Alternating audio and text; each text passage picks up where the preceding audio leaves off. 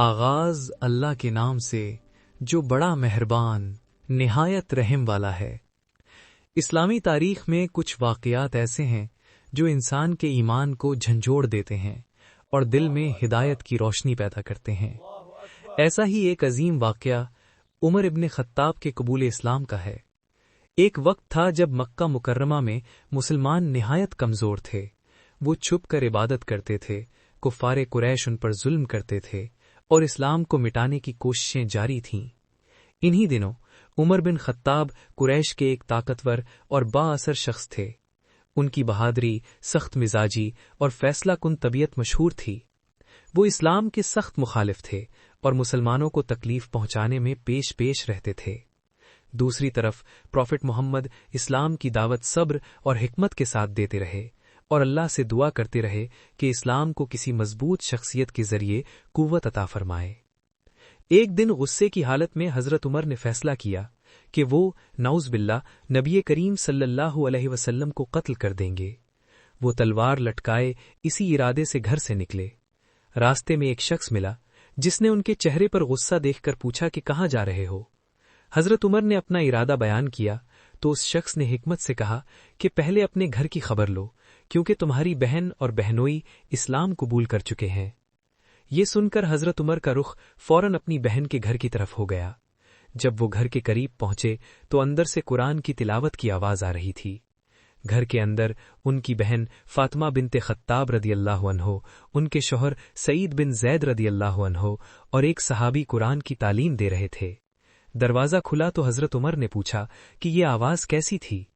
انکار پر وہ غصے میں آ گئے اور بہنوئی کو مارنے لگے۔ بہن بیچ میں آئیں تو وہ بھی زخمی ہو گئیں۔ جب حضرت عمر نے اپنی بہن کے چہرے پر خون دیکھا تو دل کی کیفیت بدلنے لگی۔ غصہ آہستہ آہستہ ٹھنڈا ہو گیا اور دل میں نرمی پیدا ہوئی۔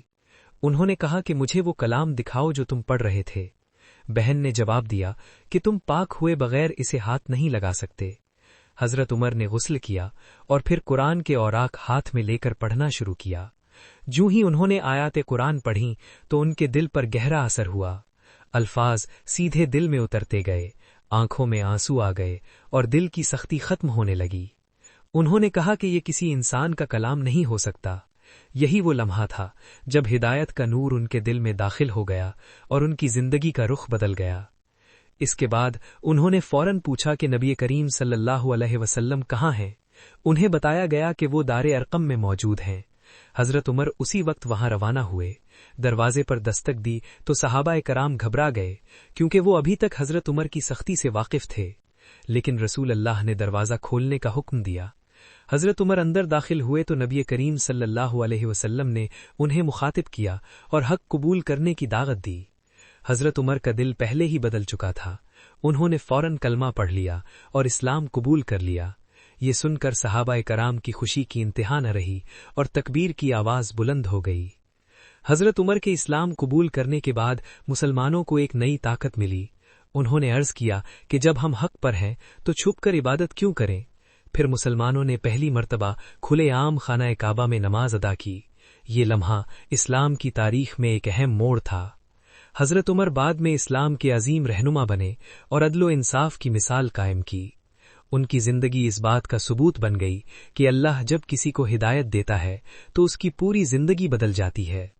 اس واقعے سے ہمیں یہ سبق ملتا ہے کہ ہدایت اللہ کے ہاتھ میں ہے۔ قرآن دلوں کو بدل دیتا ہے اور ایک سچا فیصلہ انسان کی تقدیر بدل سکتا ہے۔